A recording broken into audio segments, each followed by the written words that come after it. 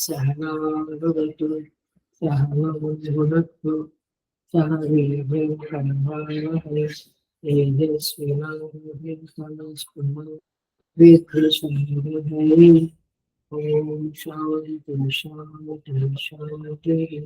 नमस्ते जन कल्याणे निरतं करुणामयं नमामि चिन्मयं वेदं सद्गुरुं ब्रह्मविद्यां।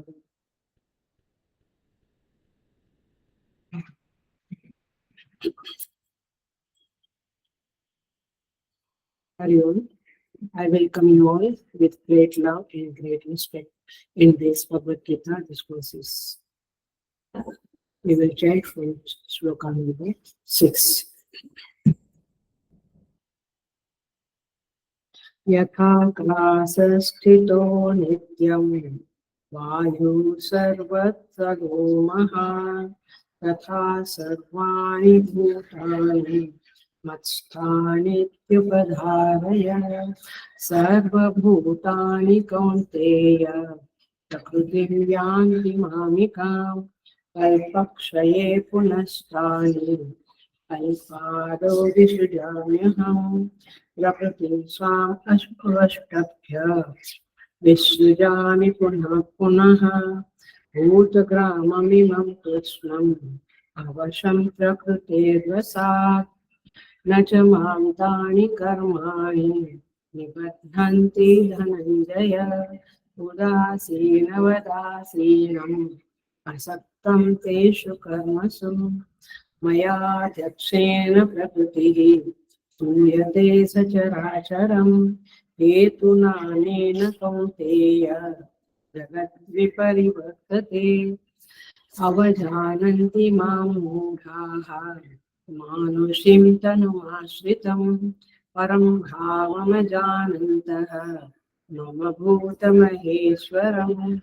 मोघाशामोघकर्माणः मोघज्ञानादिचेतसः राक्षसीमासुरीं चैव प्रकृतिं मोहिनीं श्रिताः।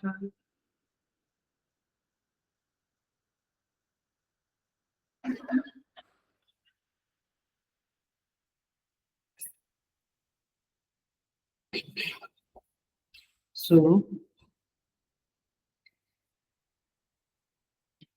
भगवान श्री कृष्ण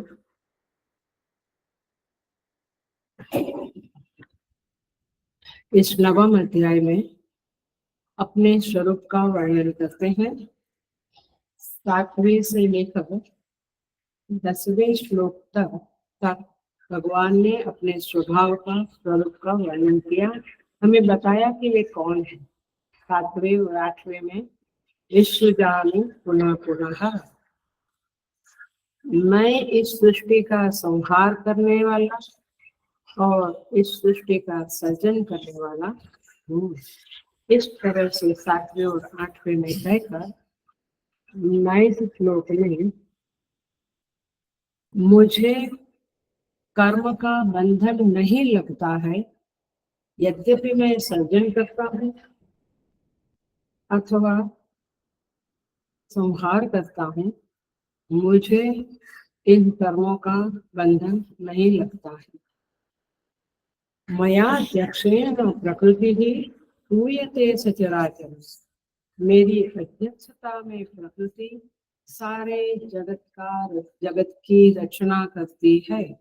इस तरह से और फिर जगत का विपरिवर्तते परिवर्तन होता रहता है, अव्यक्त से व्यक्त में और व्यक्त से अव्यक्त में सृष्टि का चक्र चलता रहता है। इतना कहकर भगवान अब 11वें अध्याय में 11वें श्लोक में कहते हैं अवजानन्ति मां मूढ़ाः मानुषीं तनुम् आश्रितं परम भावम् अजानन्तः मम भूत महेश्वरम। आइए हम श्लोक का मीनिंग देखते हैं। मम परम भावम अजानन्तः, थर्ड क्वार्टर देखिए, तीसरा क्वार्टर। मम परम भावम अजानन्तः, मेरे परम भाव को न जानने वाले अथवा न जानते हुए मूढ़ाः, मूढ़ लोग, मानुषीं तनु आश्रितम, मानुषी माने मनुष्य के शरीर को धारण करने वाला, आश्रितम माने धारण करने वाला, मेरे परम भाव को न जानते हुए मुझे मनुष्य शरीर को धारण करने वाला जानते हैं, माने ऐसा समझकर भूत महेश्वरम, मम भूत महेश्वरम, मुझ संपूर्ण भूतों के महान ईश्वर को, मैं सारे भूतों का महान ईश्वर हूँ। क्या समझते हैं? अवजानन्ति, तुच्छ समझते हैं मुझे वे लोग, मनुष्य रूप में विचरते हुए मुझ परमेश्वर को साधारण मनुष्य की तरह समझते हैं। माने मैं कौन हूँ ये न समझते हुए वे मुझे एक सामान्यतया एक मनुष्य है अथवा श्रेष्ठ मनुष्य है ऐसा समझते हैं और इस तरह से मेरी अवज्ञा करते हैं। देखिए देखिए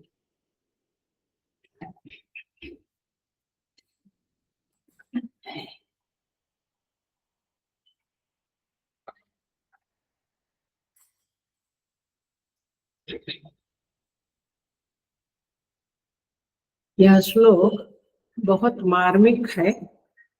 7वें श्लोक से 10वें श्लोक तक ये 4 श्लोकों में भगवान ने अपना परिचय दिया, अपना स्वभाव बताया। और यदि हमने उन श्लोकों को अच्छी तरह से हृदयंगम कर लिया है तो फिर ये 11 नंबर का श्लोक जो है, 11वां नंबर का श्लोक जो है, वह अपने अर्थ का प्रकाश करेगा। इस श्लोक का 11वें श्लोक का मर्म तभी समझ में आएगा जब आप 7वें श्लोक से लेकर 10वें श्लोक तक को अच्छी तरह से समझ पाए हैं। तो ये 4 श्लोक जो 7 से 10 है वो 11वें श्लोक की पीठिका है। अब सृष्टि चिंतन के निर्णय से यह निकलता है कि परमात्मा कैसे है। तो भगवान भाष्यकार कहते हैं एवं मां नित्य शुद्ध बुद्ध मुक्त स्वभावम सर्व जंतूनाम आत्मान, कैसा हूं मैं? नित्य शुद्ध बुद्ध मुक्त स्वरूप हूँ, स्वभाव वाला हूँ, नंबर 1। नंबर 2, सर्व जंतूनाम आत्मानम, सारे प्राणियों की मैं आत्मा हूँ। समझ में आया? ये ऐसा भगवान ने अपना परिचय दिया। लेकिन मूढ़ाः अवजानन्ति, ये मूर्ख लोग होते हैं, अविवेकी लोग होते हैं, वे मेरी अवज्ञा करते हैं, माने मुझे तुच्छ समझते हैं, माने मनुष्य रूप समझते हैं और मेरा जो वास्तविक स्वभाव है उसको नहीं जानते। आप जब प्रेयर करते हैं तभी कैसे करते हैं? आप सोचते हैं मैं भगवान को प्रे करता हूँ, बट भगवान क्या है आपके लिए? भगवान का वो स्वरूप आपके चित्त में प्रकट होना चाहिए जब भी आप प्रार्थना करते हैं तभी। तो ये लोग मुझे क्या समझते हैं? मानुषीम तनु आश्रितम, ये लोग मुझे मनुष्य शरीर पे आश्रित समझते हैं। मानुषिम तनु, तनु माने शरीर, आश्रितम माने आश्रित। मैं सर्वाधिष्ठान हूँ, सारे जगत का, सबका अधिष्ठान, सबस्ट्रेटम के रूप में हूँ। उस मुझे मनुष्य रूप जानकर मेरा अपमान करते हैं।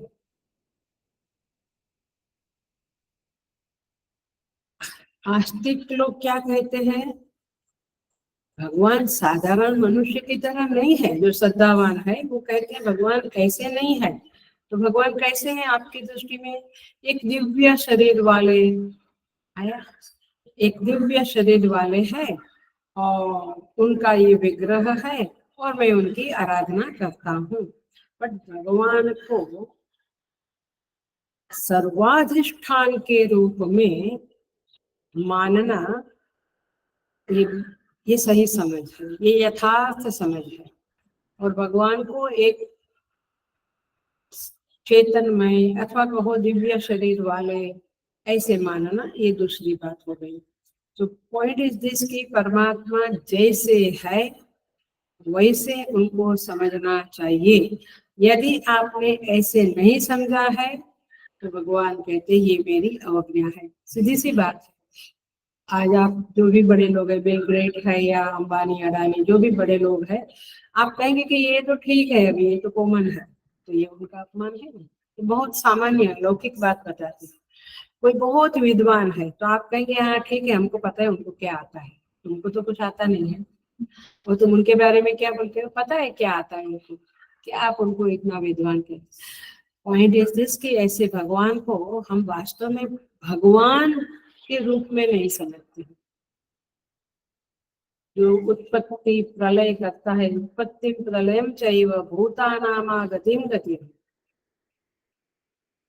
श्रीमद् भागवत में कहते हैं उत्पत्ति और प्रलय को भूतानाम आगतिम गतिम, भूतों के आवागमन को जो जानता है उसे भगवान कहते हैं। व्यक्ति तत्व माने जो इसे जान लेता है वह वास्तव में परमात्मा को जान लेता है। सो यही बात यहाँ पे है। मैंने भगवान ने जब अपना परिचय कराया 7 से 10 में, फिर 11वें में भगवान कहते हैं कि भैया आप मुझे ऐसे ही समझो, आप कुछ भी मुरलीधारी एंड बंसीधारी एंड मुकुटधारी ऐसे ऐसे मत समझो। शुरू अभी हम देखते हैं, थोड़ा गहराई में देखते हैं। अभी देखिए, मानुषिम तनु आश्रितम, श्लोक देखिए, सेकंड क्वार्टर, 11 नंबर का श्लोक, सेकंड क्वार्टर। मानुषिम तनु आश्रितम, आश्रित होने का अभिप्राय क्या है? भगवान ऐसा क्यों कहते हैं कि लोग मुझे मनुष्य शरीर को आश्रित हुआ समझते हैं? देखिए, ये भगवान का आक्षेप है हमारे ऊपर। अभी जरा सा हम इसको समझने के लिए अपना एग्जाम्पल देंगे। अपना एग्जाम्पल माने हम, ध्यान से सुनना, हेलो, बिल्कुल अटेंशन प्लीज। हम अपने आप को अभी क्या समझते हैं? हम कहाँ है? इस शरीर में है। तो हम स्वयं को इस शरीर में आश्रय लिया हुआ समझते हैं। शरीर में है, मैं घर में हूँ तो मैंने किसका आश्रय लिया? घर का आश्रय।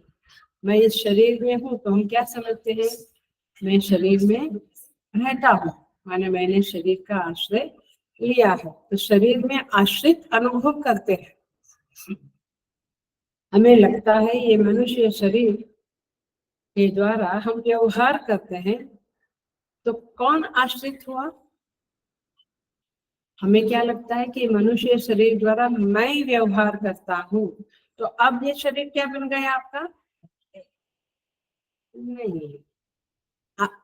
पहले आप समझते हैं कि मैं शरीर में हूँ, माने शरीर मेरा आश्रय है, मैं शरीर में हूँ। अब आप ये भी समझते, देखिए आपकी समझ है, आपकी जो गलत फहमियां है, ना समझियां है, वो कितनी जबरदस्त है। यही तो गीता खोलती है। गीता माता यही हमें इंगित करती है, बताती है। तो आप समझते हैं कि मैं शरीर में हूँ, इसका मतलब है कि मैं शरीर में आश्रित हूँ। फिर आप ये भी समझते हैं कि इस मनुष्य शरीर के द्वारा हम व्यवहार करते हैं, इस मनुष्य शरीर से ही हम व्यवहार करते हैं। तो शरीर के द्वारा, शरीर से, तो शरीर क्या बना? आपका साधन बना। तो फिर शरीर आश्रित की शरीर आश्रय? शरीर आपका आश्रित। ये पेन से मैं लिखती हूँ, तो पेन साधन बना। तो पेन मेरे आश्रित है कि मैं पेन के आश्रित? पेन मेरे हाथ में है, मैं जैसा चाहूँ वैसा उसको यूज करूँ, रख दूँ, ना वापरूं। तो दोनों बातें हो गई ना, मैंने अपनी समझ सही नहीं है। अब जरा सा और आगे बैठ के समझिए। जिसे तुम मैं कहते हो, आई आई आई, माई सेल्फ, वो कौन है? वो वास्तव में परमात्मा ही है। तो मतलब यह हुआ, अटेंशन प्लीज। अपने को हम मनुष्य मानते हैं, राइट? शरीर के द्वारा व्यवहार करते हैं, शरीर में हम है, हम मनुष्य है। तो ये मनुष्य मानना, वास्तव में आप कौन हो? परमात्मा ही हो। सत्यम ज्ञानम अनंतम ब्रह्म यो वेद निहितम गुहायाम परमे व्योमन। वो हृदय रूपी गुहा में रहता है, लेकिन वो कौन है? सत्यम ज्ञानम अनंतम ब्रह्म है।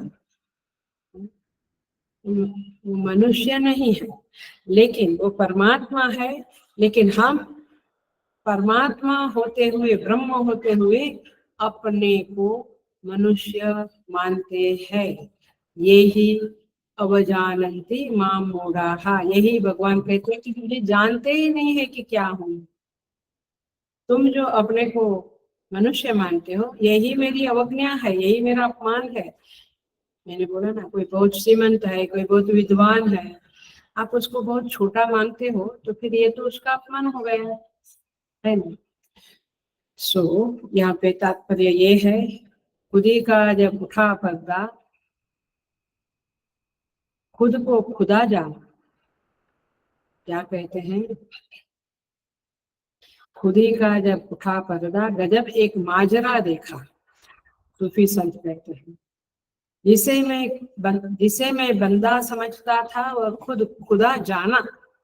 समझ में आया? कहते हैं जब उठा पर्दा, खुदी का जब उठा पर्दा, अहंकार का पर्दा हट गया। अहंकार माने अभिमान, ऐसा नहीं समझना। प्राइड ऐसा, प्राउड ऐसे नहीं, या ईगो ऐसे नहीं समझना। अभी अहंकार का अर्थ होता है तादात्म्य भाव। तो इस शरीर से तादात्म्य करके मैं अपने को मनुष्य मानने लगा। तो खुदी माने वही अहंकार। जब उठा पर्दा, जब वो पर्दा उठ गया, समझ में आ गया, गजब एक माजरा देखा। तो एक अजीब अजीब सी एक कहानी देखी, अलग सा कुछ तथ्य देखा। क्या? जिसे मैं बंदा समझता था, वह खुद खुदा जाना। बंदा माने मैं अभी अपने को सेवक समझता हूँ ना, भक्त सेवक। जिसे मैं बंदा समझता था, उसे खुद खुदा जाना। फिर समझा कि ये तो खुद परमात्मा ही है। सत्यम ज्ञानम अनंतम ब्रह्म आया।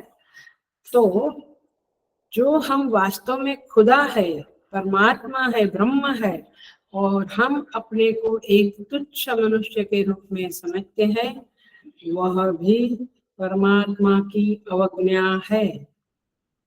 जिसे हम अपनी आत्मा कहते हैं, वे स्वयं प्रभु ही है। तो जो सारे प्राणियों की भी आत्मा है, सर्व जंतु नाम आत्मानम, पहले ही कहा। तो इवन जो भक्त होता है, वह भी परमात्मा की अवज्ञा ही करता है, क्योंकि वो क्या सोचता है, मैं तो बहुत छोटा एक भक्त हूँ, मैं एक छोटा सा इंसान हूँ, और आप बहुत बड़े हैं, मैं आपकी पूजा आराधना करता हूँ। तो दिव्य शरीरधारी है, ऐसा भी वो मानता है, लेकिन फिर भी वह परमात्मा की अवज्ञा है। तात्पर्य ये है कि परमात्मा जैसे है वैसे उन्हें जानो। माने आप भी वह परमात्मा, वह ब्रह्म ही हो, ऐसा आपको समझना चाहिए। तो मैं इसको हम अहम अहम आय आय कहते हैं। वो जो आत्म सत्ता है उसका उद्घोष क्या है कि मैं ब्रह्म हूँ वास्तव में, लेकिन मनुष्य शरीर के आश्रित समझ के बैठा हूँ। और इसीलिए भगवान कहते हैं ये आपकी जो गलत फहमी है, आपकी जो गलत समझ है, वही मेरा अपमान है। माने मुझे भगवान का सम्मान करना है। हेलो, मैं उल्टा बोल रही हूँ, तो क्लास में मेरी आदत थी आपको बुलवाने की। अभी हमने क्या बोला, हम अपने को मनुष्य समझते हैं, ये परमात्मा की अवज्ञा है, अपमान है। तो भगवान का सम्मान कैसे होगा, जब हम उनके बारे में सही समझ प्राप्त करेंगे, तभी वास्तव में भगवान की पूजा है, आराधना है, उनका सम्मान है, उनके नाम का जप में तब तथ्य आएगा। यदि हम सोचते हैं ना मैं ये जप कर रहा हूँ लेकिन पता नहीं होगा कि नहीं ये काम मेरा, इसका मतलब क्या हुआ, आपने भगवान को सर्व समर्थ कर तुम अकर तुम अन्यथा कर तुम समझा ही नहीं। आप भगवान को क्या समझते हैं? यदि वो महान समर्थ है और आप अपनापन से उनकी आराधना करते हैं, वो जरूर वो मोक्ष भी क्या चीज है वो दे देगा। तो वो बहुत समर्थ है, बहुत महान है, बहुत दयालु है, वो दे देगा। लेकिन हमारी ये समझ कैसी है पता नहीं, भगवान देंगे। अरे एक लड़की का शादी कराना है आपको, भगवान उतना नहीं दे सकते, दे सकते हैं। आपकी श्रद्धा ये मायने रखती है। सो और आपका प्रभु के बारे में समझ ये बहुत मायने रखता है। You have to understand him. जो सारी सृष्टि का सर्जन कर सकता है, संहार कर सकता है, उसके लिए एक नौकरी दिलवाना या एक फॉरेन का ये दिलवाना, एडमिशन दिलवा, ये क्या बड़ी बात है। Is great.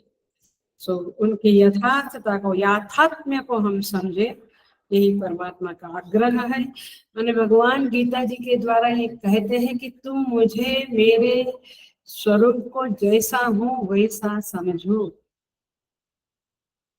तो इस तरह से, और भगवान ये भी कहते हैं मैं अवतार भी लेता हूँ, मैं दिव्य शरीरधारी बनता भी हूँ, संभवामि युगे युगे, लेकिन फिर भी आप मुझे मैं जैसा हूँ वैसा समझ। केवल अवतारवाद में मत अटक जाओ, केवल निराकारवाद में मत अटक जाओ, केवल विग्रह में मत अटक जाओ, केवल कुछ और चीजों में मत अटको, लेकिन मैं जैसा हूँ वैसा समझो।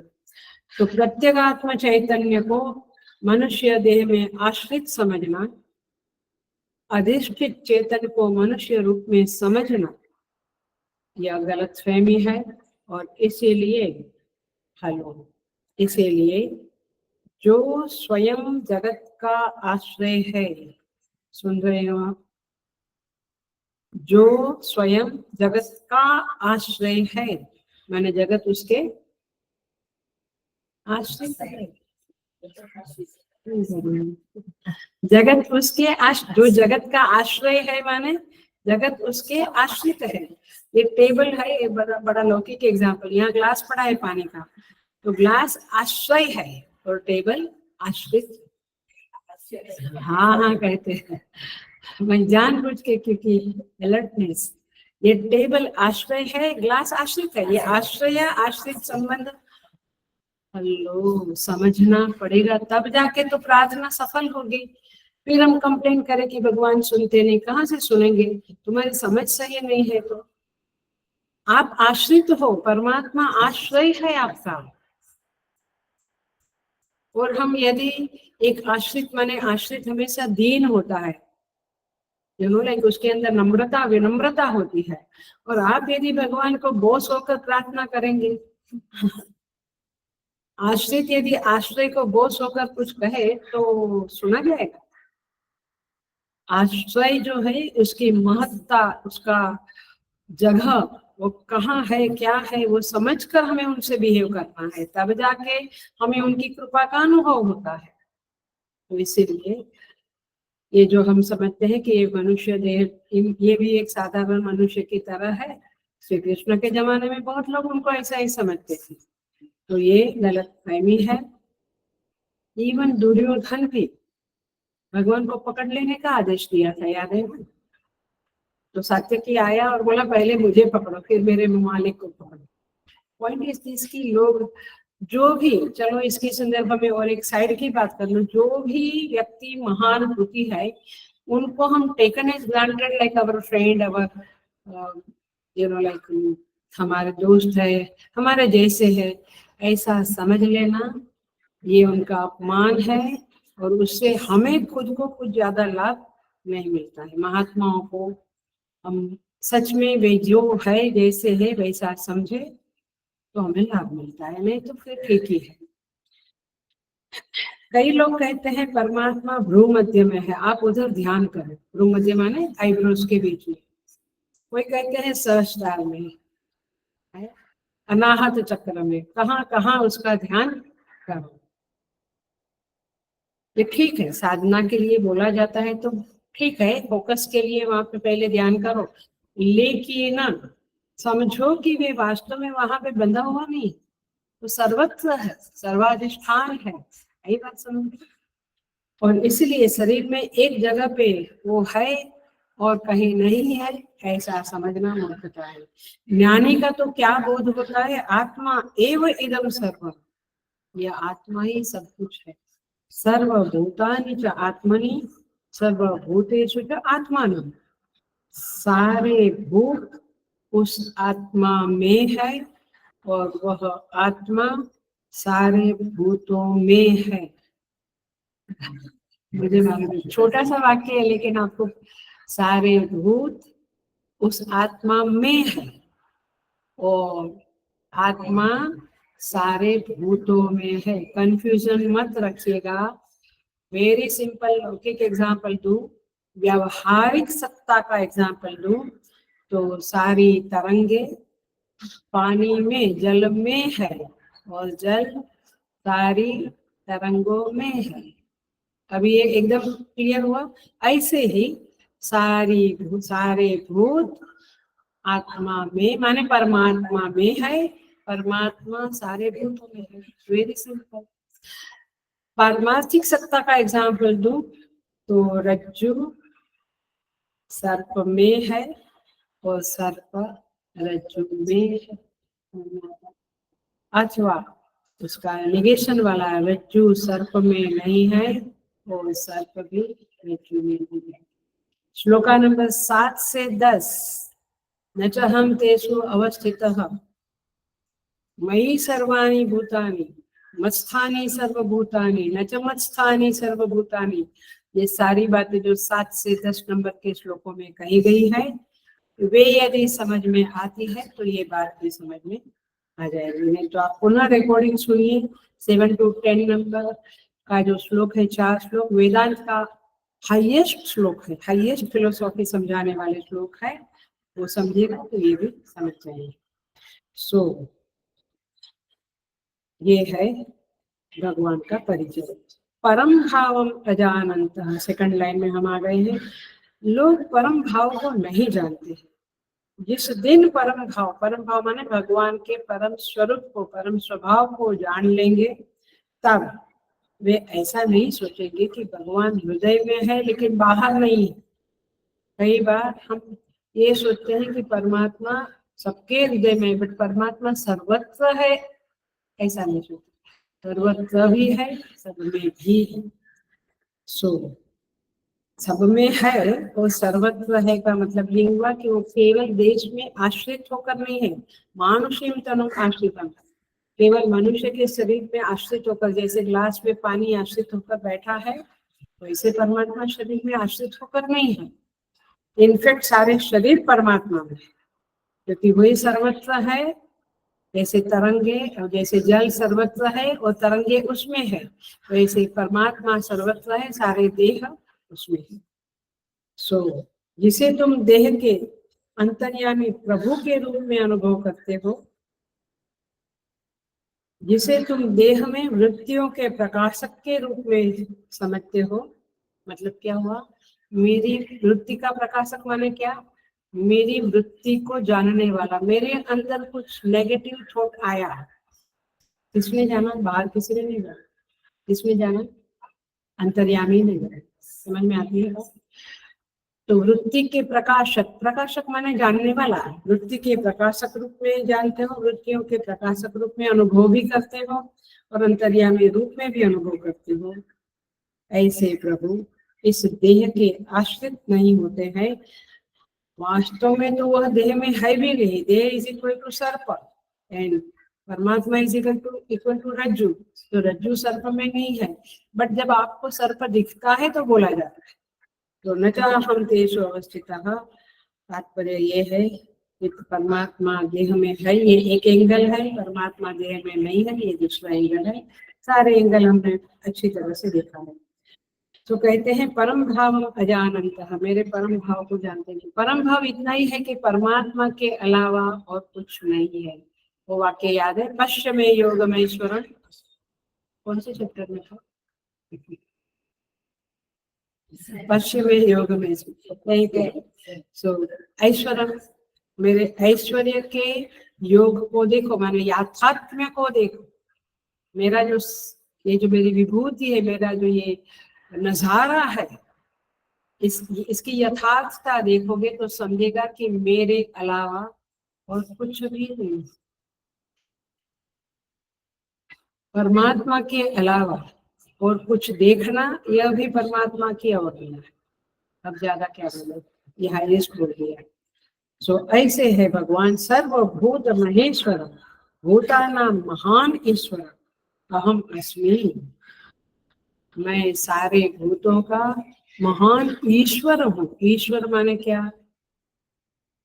हाँ, ईशावास्यम से लेके आज तक बहुत बार बोल चुकी हूँ, ईश्वर माने क्या? ईश्वर, ईश धातु का अर्थ होता है शासन करना, और ईश्वर, वर माने श्रेष्ठ, इसीलिए वर वधु ये शब्द। वर माने श्रेष्ठ, तो ईश्वर माने शासन करने वालों में श्रेष्ठ। सो भगवान कहते सर्वभूत महेश्वर, ये पंच महाभूत का ही मैं मालिक हूँ, मैं शासक हूँ। और क्या बात करेंगे, सारा पसारा तो ये पंच महाभूत का ही है। चाहे पेड़ लो, पहाड़ लो, मनुष्य लो, पशु पक्षी, वनस्पति, समुद्र, जो कुछ लेना है लो, नदियां, सब कुछ पंच महाभूत का पसारा।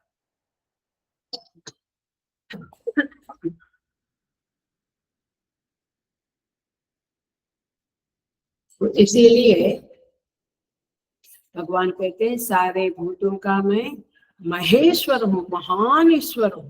केवल ईश्वर नहीं, महान ईश्वर। जैसे ये क्यों याद नहीं रहता है मालूम है? क्योंकि उसकी पढ़ाई नहीं होती है, इसका रिवीजन माइंड में भी नहीं होता है। बैठ के तो नहीं होता है, माइंड में भी नहीं होता है। लेकिन मॉल में इस चीज का क्या भाव चल रहा है अभी, ये इस आइटम का क्या भाव है, ये कौन सी आइटम बढ़िया है, उसका क्या प्राइस है, ये बरोबर याद रहता है। तो कहाँ बढ़िया मिलता है वो भी बरोबर याद रहता है। क्यों? क्योंकि झुकाव उधर है, झुकाव इधर नहीं। तो ईश्वर शब्द तो मैंने बहुत बार, 1000 नहीं बोलूंगी, बट बहुत बार, मोर देन 100 टाइम्स तो डेफिनेटली समझाया है। सो देखो, जैसे, हेलो, मैं कंक्लूजन करती हूँ।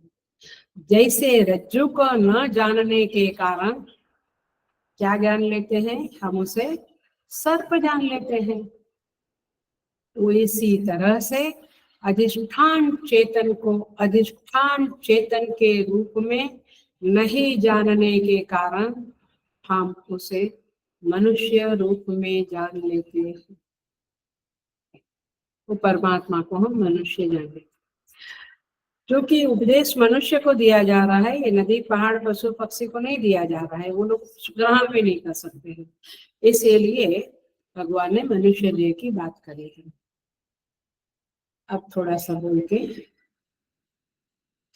हम पूरा करेंगे। चार्वाक दर्शन जो है, चार्वाक मुनि का, उसमें इस तरह की दृष्टि वाले, गलत फहमी वाले लोग आते हैं। वे क्या कहते हैं?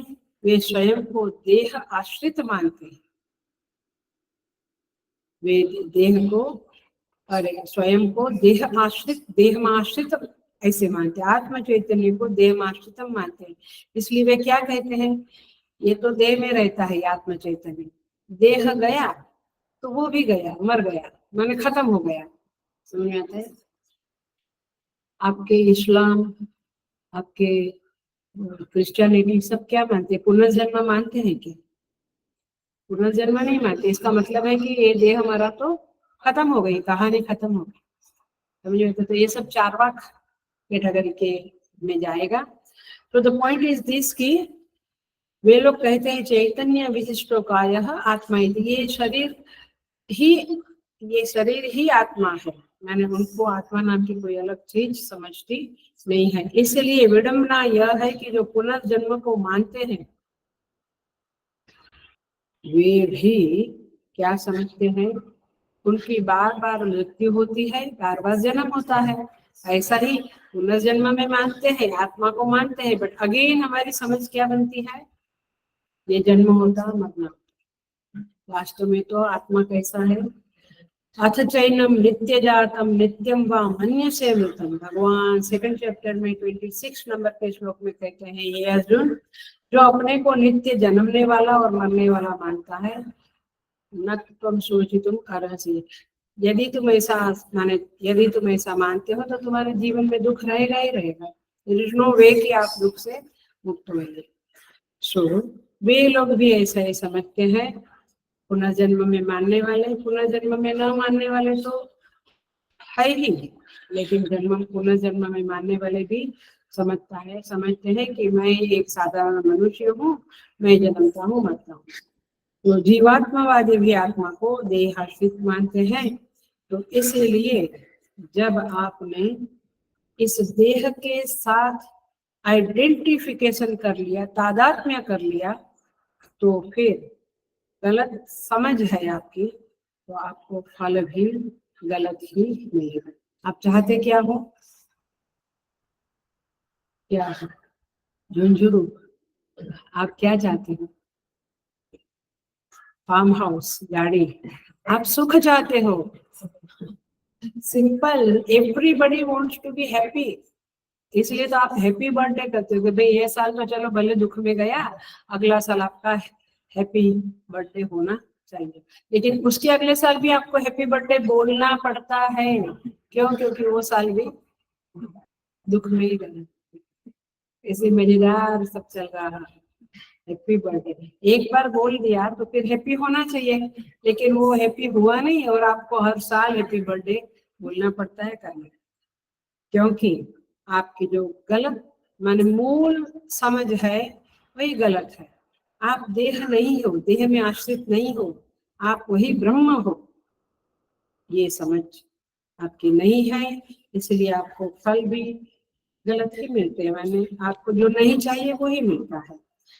सो इस तरह से यहाँ पे भगवान मूल बात करते हैं कि please you must have a right understanding about me.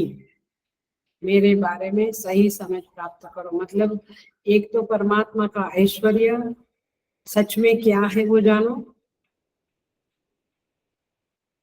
देखिए मूर्ख आदमी होता है ना, उसके सामने कोई विद्वान है तो उसको समझेगा नहीं कि वो विद्वान है, देखेंगे हम। So the point is this कि ऐसे हम भगवान को वास्तव में जानते नहीं है, क्योंकि हम अज्ञानी है, हमने शास्त्र पढ़ा नहीं है, हमने गुरु आचार्य परंपरा से शास्त्र को जाना नहीं है, तो हम वास्तव में भगवान को जानते नहीं है। भगवान कहते हैं you must understand what I am and how I am. मैं कर तुम अकर तुम अन्यथा कर तुम, मैं कुछ भी करने को समर्थ हूँ। कुछ चीज नहीं करनी है तो मैं वो न करने के लिए भी समर्थ हूँ। अन्यथा कर तुम, कुछ अलग तरह से करना है तो मैं उसके लिए भी समर्थ हूँ। तात्पर्य है कि भगवान में संपूर्ण सामर्थ्य है और वो स्वतंत्र है, सर्वथा स्वतंत्र है। और इसीलिए ऐसे महात्मा लोग भी जो होते हैं वे भी समर्थ होते हैं, वे भी स्वतंत्र होते हैं, लेकिन उनमें और भगवान में थोड़ा फर्क होता है। क्या फर्क है हम जान लेते हैं। चलो, पातंजल योग सूत्र में एक सूत्र आता है जहाँ पे कहते हैं क्लेश कर्म विपाक क्लेश कर्म विपाक आशयैः अपरामृष्ट आशयैः अपरामृष्ट पुरुष विशेषः ईश्वरः। ईश्वर कौन है, ये पातंजलि योग सूत्र समझाते हैं। कौन है? जो क्लेश कर्म विपाक और आशय से अपरामृष्ट है, माने उससे उसका कोई संबंध नहीं है। मतलब क्या हुआ? क्लेश से भगवान का कोई संबंध नहीं। क्लेश माने क्या? दुख। बट क्लेश माने अस्मिता, अभिनिवेश, राग द्वेष और अभिनिवेश। माने अविद्या, अस्मिता, राग द्वेष, अभिनिवेश, ये 5 क्लेश है। ये पातंजलि योग सूत्र में बताया हुआ है। तो परमात्मा को न विद्या है, न राग है, न द्वेष है, न अस्मिता है, न अभिनिवेश। अब ये डिटेल में नहीं समझाओगे इस मोमेंट में, क्योंकि अपना सब्जेक्ट नहीं है। पतंजलि योग सूत्र कहते हैं इन सब से जो अपरामृष्ट है, असंबंधित है, जिसको इन चारों का स्पर्श नहीं होता है, कर्म माने क्लेश एक हुआ, कर्म कर्म माने पाप पुण्य मिश्रित, पाप पुण्य राहित्य, ये 4 कर्मों का टच नहीं होता है। विपाक फल माने उसको कोई फल नहीं मिलता है, क्योंकि उसका कर्म ही नहीं है, तो फल कहाँ से मिले। और आशय ही संस्कार राशि, आशय माने संस्कार, आपका स्टोर रूम होता है ना, उसमें सब डंप करते हैं ना, ऐसे हमारे अंदर भी कारण शरीर में एक आशय है। और उस आशय में हम रात दिन व्हाट्सएप देखकर, टीवी देखकर, कपड़े मारकर अथवा को शास्त्र पढ़कर सब कुछ अंदर डंप करते रहते हैं। वो डंप जहाँ होता है इस शरीर में, जो स्टोर रूम है, स्टोर हाउस है, उसको क्या बोलेंगे? आश्रय। परमात्मा का उस आश्रय से भी कोई संबंध नहीं, क्योंकि उनको कोई संस्कार ही नहीं, इसलिए वाल्मीकि रामायण में उसको संस्कार रहित कहा। बट आप समझते हैं संस्कार रहित माने कोई वासना है ही नहीं उसके अंदर। तो ऐसा जो परमात्मा है वह ईश्वर कहलाता है। क्या हम उस ईश्वर को ऐसे समझते हैं? महात्मा को भी ये चारों से संबंध नहीं है, लेकिन महात्मा में और ईश्वर में क्या फर्क है? ईश्वर में ये चारों का संबंध पहले भी नहीं था, आज भी नहीं है, आगे भी नहीं रहेगा। महात्मा को पहले था, फिर साधना करके रियलाइजेशन करके अभी नहीं है, आगे भी नहीं रहेगा। बट फर्क मालूम पड़ा? क्लैरिटी मिलने से इतनी शांति लगती है, इतना आनंद आता है किसी भी चीज का। नहीं तो लोग भगवान मान लेते हैं, वो ठीक है, एक एंगल से ठीक है, लेकिन हर एक की अपनी जगह होती है। यस्माक्षरमति तो हम अक्षरादपि चोत्तम, कौन से चैप्टर है? यस्माक्षरमति तो हम अक्षरादपि चोत्तम। 15 chapter 15 का श्लोक है, फेमस है, रोज गाते हैं हम। 15वां अध्याय 15 नंबर का श्लोक चैप्टर है, तो 15 नंबर के चैप्टर में यह श्लोक है। तात्पर्य ये है, भगवान कहते हैं मैं क्षर से भी परे हूँ, अक्षर से भी परे हूँ। माने ये प्रकृति जो क्षर है और अक्षर माने माया अथवा ये जीव, तो सबसे परे मैं हूँ, अतीत हूँ। ऐसे मेरे परम भाव को मूढ़ लोग नहीं जानते हैं। और इसीलिए भगवान कहते हैं जन्म कर्म च मे दिव्यम एवं यो वेत्ति तत्त्वतः। जन्म कर्म मेरे दिव्य है, लोग कुछ भी नहीं जानते हैं मुझे। सो भगवान कहते हैं आप मुझे जानिए। अवजानन्ति मां मूढ़ाः, देखो सेकंड लाइन में कहा मूढ़ लोग मेरा अपमान करते हैं।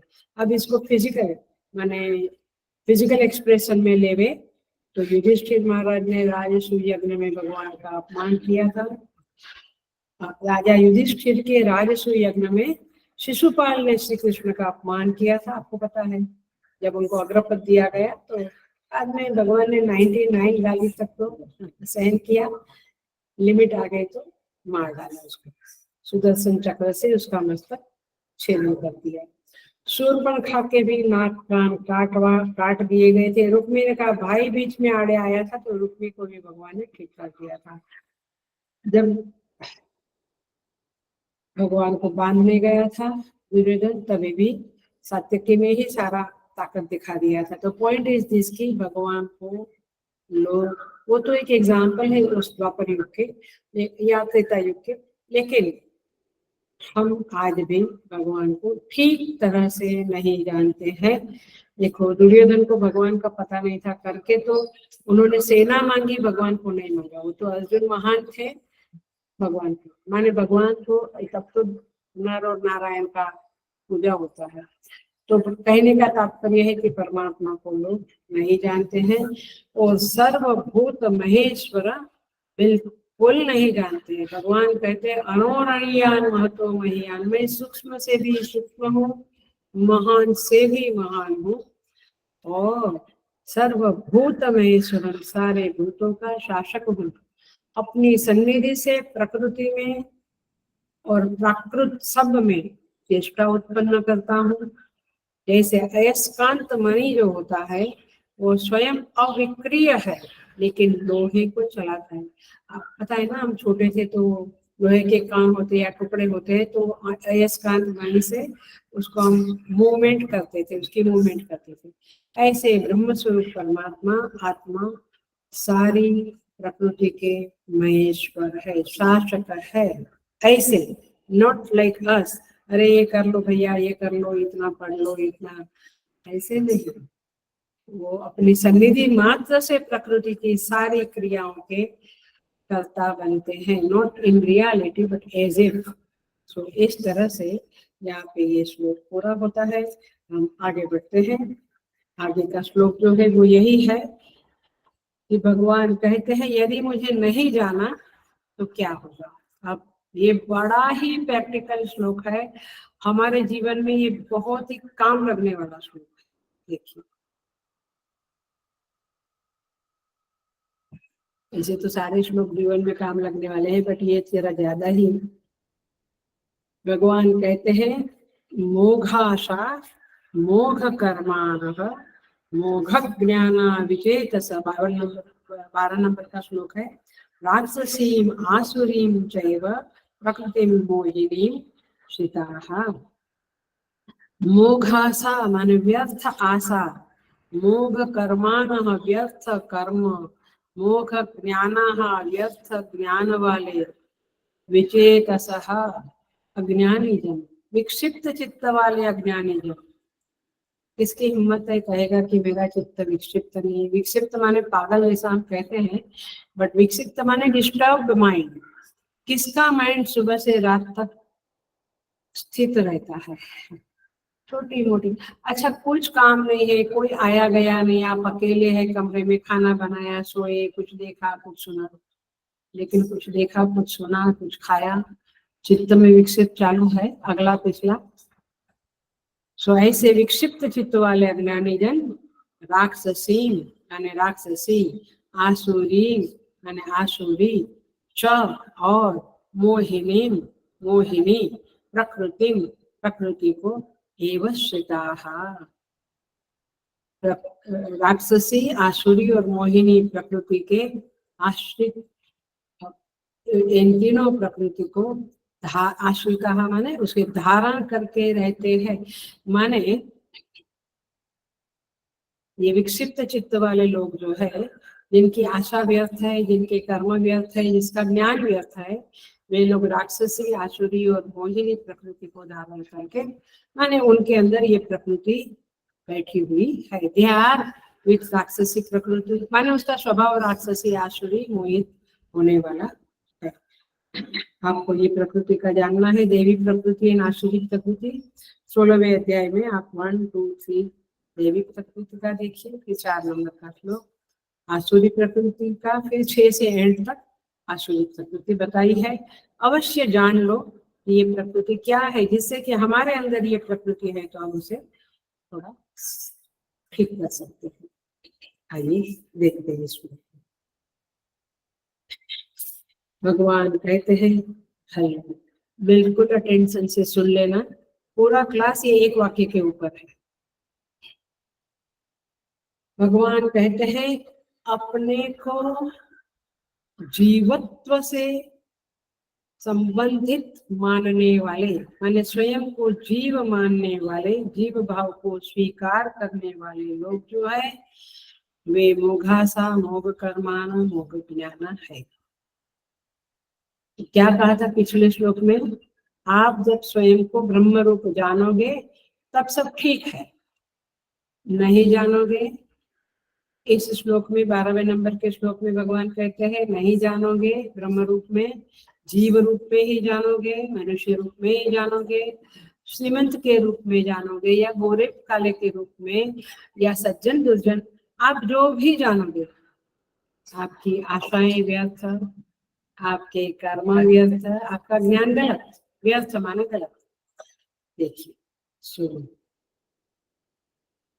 सुमोघाशा शब्द को उठा रहे हैं हम। मोघाशा माने व्यर्थ आशा, भविष्य को लेकर। बच्चा जब जन्म लेता है इसके कुछ समय बाद ही माता पिता कल्पना करने शुरू करते हैं, ये पढ़ेगा, इसको यहाँ भेजेंगे, ये बनाएंगे, शादी ऐसी करेंगे, उसका बहू ऐसी होगी, उसका बच्चा ऐसा। भगवान तो भविष्य को लेकर जो कल्पनाएं करते रहते हैं वो व्यर्थ होती जाती है। आपको लगता है कभी कभी वो फलीभूत हुई, बट कैसे व्यर्थ है देखते हैं। बड़े बड़े विद्वान लोग भी आशाएं करते रहते हैं। विद्वता एक चीज है और आशाएं करते रहना ये एक चीज है। सबकी आशाएं निराधार होती है, क्योंकि सारी आशाओं का आधार यह है कि मैं मनुष्य हूँ, और जब तू मनुष्य है तो फिर तेरी सारी आशाएं कैसे परिपूर्ण होगी?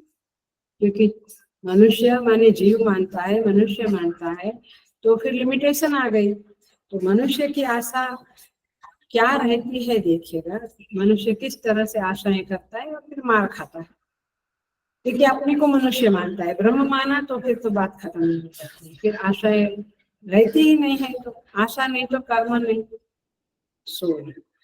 हर मनुष्य की आशा, ऑफलाइन क्लास में ही नहीं तो मैं हर एक को पूछती थी कि क्या रहती।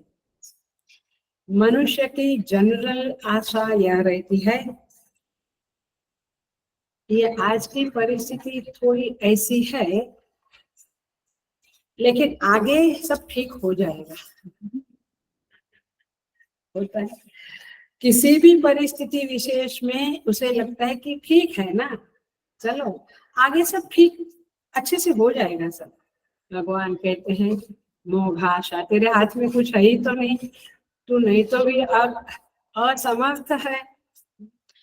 तो इस तरह से आशाएं, सभी आशाएं कभी पूरी होती नहीं है।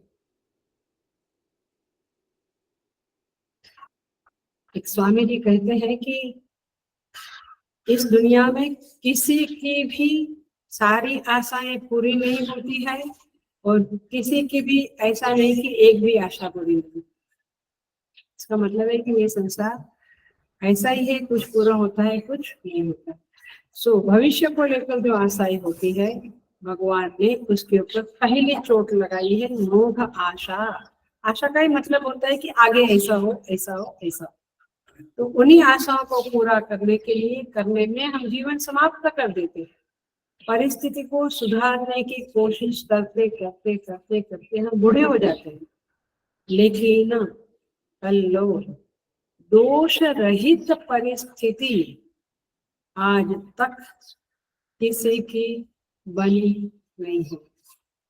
सब कुछ है, हम कहेंगे सब ठीक है, हाँ सब ठीक है, तो बेटा ठीक है, हाँ ठीक है, लेकिन उसका पढ़ाई थोड़ा वीक है, इज नॉट, हो गई बात।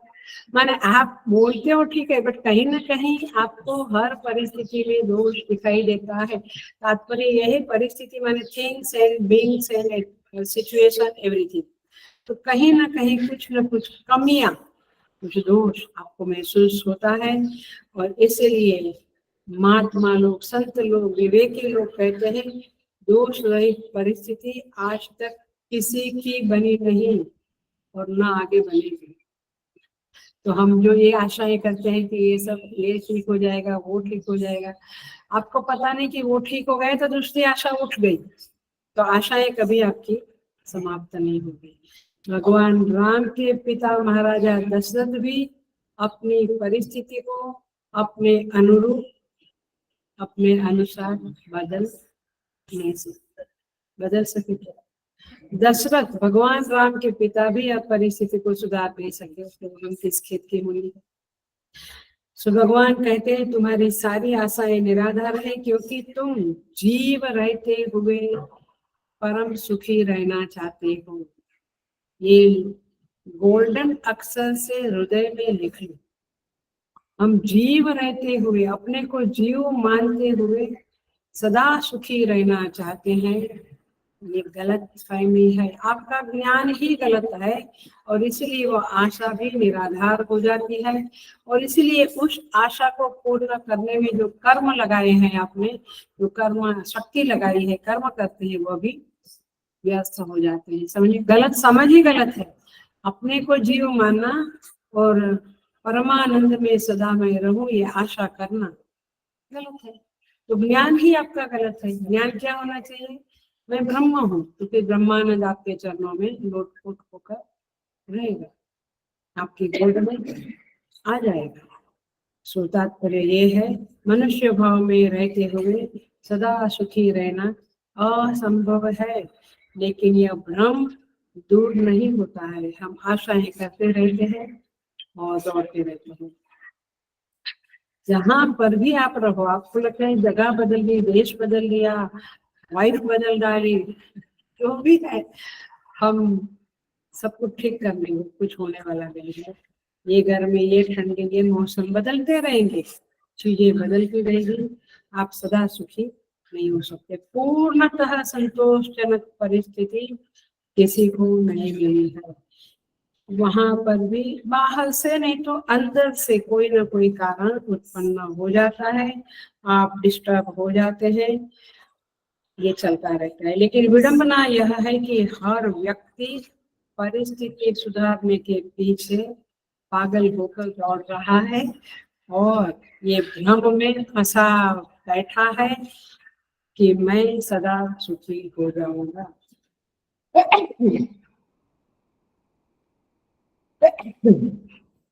भगवान कहते हैं ऐसा होने वाला नहीं है, क्योंकि आपकी आशाएं ही मोह है। मोह माने गलत, मोह माने व्यर्थ, समझ में? मोह आशा माने गलत आशा, गलत कर्म।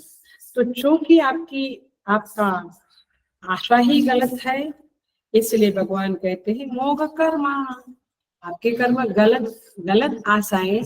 अभी मैं झोपड़पट्टी में हूँ और मैं कहूँ कि सारा देश की प्रॉपर्टी मुझे मिल जाए, ये गलत आशा। ये बहुत जरा मैंने फनी तरह से बोला, लेकिन मैंने एक लिमिट होती है ना आपकी।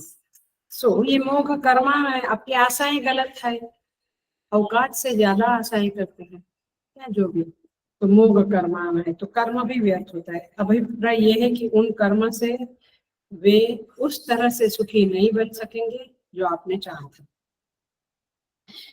फिर आप क्या कहते हैं, मैंने सोच समझ कर ही प्लान बनाया था और फिर होप्स रखी थी कि ये प्लान ऐसे सफल होगा, और बहुत बढ़िया प्लानिंग किया था, लेकिन फिर भी हम हार गए। समझ में आता है? और ये कर्म हमारा मोह बन गया। आप हार गए तो मैंने आपका सारी मेहनत, सारा कर्म फुकट गया, क्योंकि आप वो पद को प्राप्त नहीं कर पाए, वो धन को प्राप्त नहीं कर पाए, वो व्यक्ति को प्राप्त नहीं कर पाए, तो मन की मन में ही रह गए। तो आशा ही गलत थी, तो कर्म भी आपका गलत हुआ। परंतु आपकी आशा क्यों गलत थी? क्योंकि आपका ज्ञान गलत था। The first thing is your understanding is wrong. That's why your hopes are wrong. That's why your actions are wrong. तो मोघ ज्ञान, मोघ आशा, मोघ कर्म। तो तात्पर्य ये है, जीव भाव में रहते हुए, हेलो अटेंशन प्लीज, जीव भाव में रहते हुए अपने ज्ञान को सही कहना, ये कहाँ तक ठीक है? जैसे कि मनुष्य पहले अपने स्वरूप को गलत समझे, फिर अपने बारे में विभ्रमित रहता है और फिर कहता है कि मैं तो सही समझा था। मनुष्य होकर हर बार आप सही समझ को लेकर घूमते हो तो भूल जाना। क्योंकि मूल गलती ही मनुष्य हूँ ये सब कर ली। आप ब्रह्म हो, लेकिन पहली गलती आपने क्या की? मैं मनुष्य हूँ। तो अपने बारे में ही जब आपको विभ्रम है तो फिर आपने सब कुछ सही समझा, ये कैसे कहें हम? जब स्वयं के बारे में ही सही समझ नहीं है तो जगत के बारे में कैसे सही समझ होगी? गुरुदेव स्वामी चिन्मयानंद जी एग्जाम्पल देते हैं कि पहले मनुष्य खूब ड्रिंक ले ले, पी ले मस्ती से, फिर होश गंवा दे और कोई अनजान व्यक्ति सामने बैठता है, उसको कहे मैं आपको जानता हूँ, आप मेरे मामा हो। समझ में आता? ऐसे हम भी इस माया ने जो हमें पिला दिया है उसमें हम छके हुए हैं, बेहोश है, अज्ञान है, और हम कहते हैं कि हमें तो सही समझ है। और इसीलिए जैसे वे लोग कहते हैं कि हम अपने बारे में ठीक समझ आई नो हूँ एम आई, पर भैया तू अभी समझता नहीं है कि तू कौन है, तेरा घर कहाँ है। इस तरह से हम भी अज्ञानी जीव समझते नहीं है हम कौन है, हमारा घर कहाँ है। इसलिए संत लोग कहते हैं कि अपने देश अपने देश वहाँ चलो, अपने देश वहाँ माने एक सुंदर भजन है, नहीं चल रहा है। चलो अपने वतन देश को, अपने देश चलो, मतलब क्या हुआ? जो परमात्मा का घर है वही हमारा घर है, वहीं चलो। अभी तो हम गंदगी में बैठे हैं, जगत रूपी जगत ये जो अज्ञानमय है वही बैठे हैं। तो इस तरह से भगवान कहते हैं ऐसे लोग विचेतसः है, उनका ज्ञान गलत है, विपरीत उल्टी बुद्धि है। चेतस माने ज्ञान, विपरीत ज्ञान है विचेतस, उल्टी बुद्धि उन लोगों की है, गलत ज्ञान है। इसलिए आशाएं निराधार है, कर्म भी व्यर्थ होते हैं। आशा, ज्ञान और कर्म, ये तीन तो है जिससे हमारा व्यक्तित्व बनता है। हेलो, ध्यान से सुनो। हमारा ज्ञान, हमारी आशाएं और हमारे कर्म, ये तीन चीज तो हमारे जीवन में पर्सनालिटी को बनाती है। तो ये तीनों के द्वारा व्यक्तित्व बनता है और मनुष्य का जीवन चलता है। ज्ञान सबसे पहले केंद्र में है, वही गलत होगा तो फिर आशा भी गलत होगी, आशा गलत होगी तो फिर कर्म भी गलत होगी। सो इस तरह से ये विभ्रमित व्यक्ति के जीवन का इतिहास है। अगर विवेक से मनुष्य अपनी गलती समझ ले तो उसे परिणाम भी ठीक मिलेगा, लेकिन नहीं समझा गलती को तो परिणाम भी विपरीत मिलेगा। आप बहुत बार कहते हैं ना, मैं तो कितना अच्छे इंटेंशन से सब कुछ किया था, पता नहीं ये क्या हो गया, मुझे ऐसा क्यों मिला। क्योंकि तू गलत फहमी में जीने वाला एक शुद्ध कीड़ा है। संत लोग ऐसा ही कहेंगे। वो चींटी का समझा ना, वो चींटी का एग्जाम्पल हर बार देती हूँ मैं। चींटी चल रही है रास्ते में, क्या मिला उसको? एक सिक्का मिला। याद आई कथा? नहीं, वो चींटी को एक रुपये का एक सिक्का मिला। अब सिक्का मिला तो चींटी इतनी मदहोश हो गई, अपने को क्या से क्या समझने लगी, गलत समझ। रास्ते में सामने से हाथी आ रहा था, तो चिल्ला के बोलते, ऐ हाथी तू मेरे रास्ते से हट जा, मैं कितनी पैसे वाली हूँ तुझे पता है। तो ऐसी गलत फहमियां है ना मेरी। सो बड़ा मजेदार है, जब आपके संबंधों की बातें सुनती हूँ तो मैं बोल नहीं सकती हूँ कि आप ही गलत है। क्या क्या बातें बताते हैं संबंधियों के बारे में, कजिन्स एंड सासू एंड ससुर एंड देवर एंड कजिन ब्रदर्स भी, कजिन सिस्टर्स भी, चाचा चाची, सब मामा मामी, बस क्या क्या संबंधों में सब तिराड़े हैं। और फिर हम सोचते हैं कि गलतियां सब उनकी हैं। पहले तो अपने को समझ, भगवान कहते हैं अपने को सही समझ बना ले, तू ब्रह्मा है यार, क्यों ये सब झमेले में पड़ता है, सास ससुर देवर देवरानियन, सब बेकार की बातें हैं। ठीक है, आप शादी किया है तो ये सब है, बट मूलतः यदि आपने अपने को सही समझ लिया तो ये संबंधों के द्वारा मिलने वाली नाराजगियां आपको नहीं मिलेगी, झूठा मद भी नहीं चढ़ेगा और आप सही समझ में रहोगे। सो गलत कर्मों का परिणाम आने पर व्यक्ति को समझ में आता है कि उसने गलत समझ की थी। कई लोगों को ये भी नहीं समझ, तो भगवान कहते हैं सुन लो, जिस मनुष्य ने जिस व्यक्ति ने अपने आप को मनुष्य मान लिया है उनका ज्ञान गलत है और इसलिए वो जो आशाएं करते हैं वो सारी फलीभूत नहीं होती है, ये गलत होती है बहुत बार। और उन आशाओं से प्रेरित जो कर्म है उसका फल भी फिर आपको मिलता नहीं है, तो कर्म आपके फुकट जाते हैं, व्यर्थ जाते हैं। ये श्लोकों को यदि जीवन में हम घटाएंगे तो बहुत कुछ सच्चाइयां इसमें से मिलती है। सो इस तरह से जो लोग हैं उनकी प्रकृतियां 3 प्रकार की है, जितना होगा उतना करते हैं। राक्षसी, आसुरी, मोहिनी, 3 प्रकार की ऐसे लोगों की प्रकृतियां, मैंने अपने भी मान ले, हम मानना पड़ेगा। यदि हम अपने को ब्रह्म नहीं समझते हैं तो कोई ना कोई एक कैटेगरी में हम जरूर आते हैं। तो ऐसे लोग जो गलत फहमी वाले हैं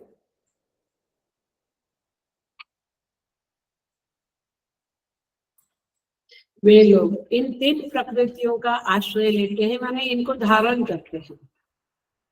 दूसरों को नहीं समझना, हम में भी ये चीजें हैं। सब लोग सुखी होना चाहते हैं, चाहे ज्ञानी आदमी हो या अज्ञानी हो, सबको सुख तो चाहिए, बट किस तरह से किसका आश्रय लेकर सुखी होते हैं ये जानिए। ये तीनों प्रकृति के आश्रित होने वाले लोगों के लिए भगवान शंकराचार्य जी ने लिखा है, छिंदि बिंदि पिब खाद परस्वम अपहर इति। जबरदस्त एक्सप्रेशन है ये। यानी राक्षसी, आसुरी और मोहिनी प्रकृति वालों के लिए छिंदि बिंदि पीब खाद परस्वम अपहर इति। ये लोग सुख पाने के लिए ऐसे ऐसे कर्म करते हैं, तोड़ो फोड़ो पियो खाओ, दूसरों का धन लूट लो, दूसरों का यश लूट लो, दूसरों की चीजें लूट लो। आप कहेंगे भैया हम ऐसे थोड़े ही है, ठीक है, डजंट मैटर, आप आगे देखिएगा, मोहिनी वाले तक जाने दो फिर आपको समझिएगा। तो ये लोग, बट आप देख रहे हैं देश के लेवल पे भी हम बात करें तो ये बातें चल रही है ना, छिंदी बिंदी खाद पीब परस्वम अपहर, तोड़ो फोड़ो, दूसरों का सब लूट लो, दूसरों को कष्ट दो, क्रूर कर्माणः भवन्ति इत्यर्थ। भगवान भाष्यकार कहते हैं ये लोग क्रूर कर्माणः है। और ये अभी कलयुग में तो हम बहुत ज्यादा देख रहे हैं कि इनके कर्म कैसे क्रूर है। हम अकेले हैं या पति पत्नी है और घर में शांति से बैठे हैं, अपना रिटायर्ड जीवन बिताते हैं, तो आपको लगेगा कि हमारे जीवन में तो ऐसा कुछ नहीं है। ऐसा कुछ नहीं है तो और कुछ है जिसको हम आगे देखेंगे। बट अभी ये तो देख लो कि यस ऐसा है, सारी सृष्टि में, सारे विश्व में ये ऐसे क्रूर कर्मा लोग, आतंकवादी क्या है, ये सब क्या है। तो ये सारी संस्थाएं हैं जो ऐसे लोगों को पैदा करती है और ऐसे लोग संसार में दुख फैलाते हैं, आतंक फैलाते हैं। पुराणों में भी ये बातें करी है, आप पढ़ेंगे पुराणों में तो हर एक विष्णु पुराण, गणेश पुराण, देवी पुराण, सब जगह पे देवी देवता भी है और आसुरी वाले भी लोग। तो पुराणों में भी बताया है राक्षस और आसुर ये दोनों लोग ब्रह्मा जी से निकले थे in the opening of the सृष्टि, ऐसा पुराणों में कहते हैं। और फिर उनमें जो आसुर लोग हैं वे भोग प्रधान लोग हैं, मतलब उनको भोग चाहिए, भोग ही भोग चाहिए, शब्द स्पर्श रूप रस गंध, ये बराबर है। अब कहो, छाती ठोक कर कहो कि हम आसुर नहीं है, नहीं बारिश आया पकोड़ा बनाओ, आज कचौड़ी बनाओ, आज क्या क्या कांदे चे भजी, क्या क्या बनाते, मैंने कॉफी, मैंने भोग प्रदान। तात्पर्य है कि बहुत सुविधा में रहने वाले लोग आसुर प्रकृति के लोग रहते हैं, क्योंकि असु तुपः, असु माने प्राण, तुप माने तृप्ति देना, तो ये तो देना ही चाहिए ना, देना ही चाहिए। अब ये देखो, चमड़ी को सजाते हैं, मेकअप करना, दिए वस्त्र, माने 4 वस्त्र है तो 40 है तो 400 चाहिए। माने प्राण की तृप्ति में, माने इंद्रियों की तृप्ति में ये लोग रहते हैं। और क्योंकि इनको कभी कभी मुझे लगता है, जैसे कल ही बाल विहार कैंप हुआ, 20-25 सेविकाएं थी, सेवक भी थे। बहुत बहुत आशीर्वाद निकलता है कि देखो ये जीव कितने ऊंचे होंगे जो सेवा करते हैं। लेकिन एट द सेम टाइम ये विचार भी हमारे जैसे लोगों को आते हैं, इस स्तुति कहती है वो सच है, गीता माता कहती है बहुत सच है। तो इस संसार में ऐसे सेवक भक्त लोग कम है, बाकी के लोग पूरा, हमारा ऋतु में 15 बिल्डिंग है, एक बिल्डिंग 7 फ्लोर वाला है, एक फ्लोर पे 4 फ्लैट है, आप सोचो कितने लोग। कोई सेवा देवा कुछ नहीं। आपकी सोसाइटी में हो रहा है कुछ नहीं ना, माने हम दान की तो अपेक्षा रखते नहीं है, बट एक अच्छी प्रवृत्ति अपने अपनी सोसाइटी में होती है तो कोई सेवा करनी चाहिए। तात्पर्य ये है कि उन लोगों को हम क्या कहेंगे, असुतुपः। असुतुप अपनी इंद्रियों को अपनी इंद्रियों को तृप्त करते रहना, शरीर को ठीक ठाक करते रहना, अपने बच्चे अपने पति, बस इतना सा ही संसार में जिए चले जा रहे हैं, कोई परोपकार नहीं करते। माने दूसरों के लिए कष्ट करना अथवा उनके लिए सेक्रीफाइस करना। कल पहला ही मेरा क्लास था, पहला ही क्लास में पहला ही वाक्य मैंने ये बोला था, मैंने एक दोहा बोला था और उसके ऊपर क्लास लिया था। क्या था याद आता है? कबीरा सब जग निर्धना, धनवंता नहीं कोई, धनवंता एक हरि होय और हरि भक्त होय। राम कृष्ण हरि मुकुंद मुरारी, पांडुरंग पांडुरंग पांडुरंग हरि। बच्चों को पूछा गया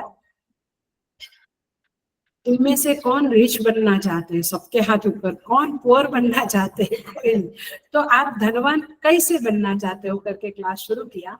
और फिर ये बताया, when you sacrifice for others, जब आप दूसरों के लिए जीते हो, केवल अपना पेट, अपना शरीर, अपने कपड़े, अपने बच्चे, बॉस, अपनी बहू, अपना बहू भी थोड़ी दूरी रहती है, अपना बेटा, मतलब कि उतना सा आपका दायरा है जीने का। ओह माय गॉड, मैंने बड़ा कष्ट होता है। जो लोग जीवन समर्पित कर देते हैं उनको दिखाई देता है कि कैसे जी रहे लोग। कहने का तात्पर्य है वे आसुरी प्रकृति वाले हैं। अब आप ही सोच लीजिएगा, आसुरी प्रकृति माने वही कि अपने भोगों में, अपनी सुख सुविधाओं में रमण करना, जरा भी अपनी कंफर्ट जोन से बाहर नहीं आना कि चलो हम 1 घंटे में, 1 वीक में 1 घंटा हम गीता सिखाएं। और इसके लिए पहले हम गीता सीखे। 15 जून से संपूर्ण गीता का पुनः 2nd कोर्स शुरू हुआ है, जहाँ पे हम गीता के, माने वही हमारी 15-20 सेविकाएं गीता सिखाती है चैंटिंग करने को। थोड़ा सा सेक्रीफाइस करें, थोड़ा सा दूसरों के दुख में सहाय करें, तब जाकर हम आसुर नहीं कहलाएंगे, तब जाकर मनुष्य कहलाएंगे। और फिर हरि भक्त होंगे, जब हरि के भक्त होंगे तब हम धनवंता कहलाएंगे, तब हम ब्रह्म स्वरूप में प्रवेश करेंगे। एनीवे, सोचा नहीं था, बट वो कल ही कैंप पूरा हुआ, बाल विहार कैंप सुबह 7 से शाम को 7 तक सब चला। काफी सेविकाओं ने सच में बहुत दिलो जान से सेवाएं की, भगवान उनके ऊपर आशीर्वाद दे। हम आसुरी प्रकृति को इस मनुष्य जन्म में मिला है तो छोड़ देंगे। पशु पक्षी देखे ना, पड़े रहते हैं खाली आहार निद्रा भयमैथुनम से, कुछ नहीं जीवन। सो क्रूर कर्माणा इति भवन्ति इत्यर्थः, तो ये है आसुर लोग। और अब मजेदार बात है, इतना सुना के फिर हम अभी क्लास में मोहिनी प्रकृति थोड़ा रह गया है, उसको देखो। राक्षसी प्रकृति क्या है? ये जो भोग करते हैं ना, वो भोग जब पूरी तरह से अपने कर्म से नहीं मिलता है तो दूसरों का परस्वम अपहर, दूसरों का छीन कर हम अपना भोग करते हैं। इसको कहेंगे राक्षसी प्रकृति, माने हिंसा करने वाली प्रकृति। इसके ऊपर हम थोड़ा और भी बोलेंगे, मुझे लगता है अगले क्लास में इसको थोड़ा एनालिसिस करेंगे। तो राक्षसी एंड मोहिनी प्रकृति के बारे में अगले क्लास में बोलेंगे, और फिर हम आगे के श्लोक में जहाँ पे भगवान महात्मा के बारे में कहेंगे उसको कनेक्ट करेंगे। तो मैंने बुधवार को ही अगेन क्लास है, वेडनेसडे को तभी मिलेंगे। ओम पूर्णमद पूर्णमिदं पूर्णात् पूर्णमुदच्यते पूर्णस्य पूर्णमादाय पूर्णमेवावशिष्यते। ओम शांति शांति शांति। हरि ओम। श्री गुरुभ्यो नमः। हरि ओम।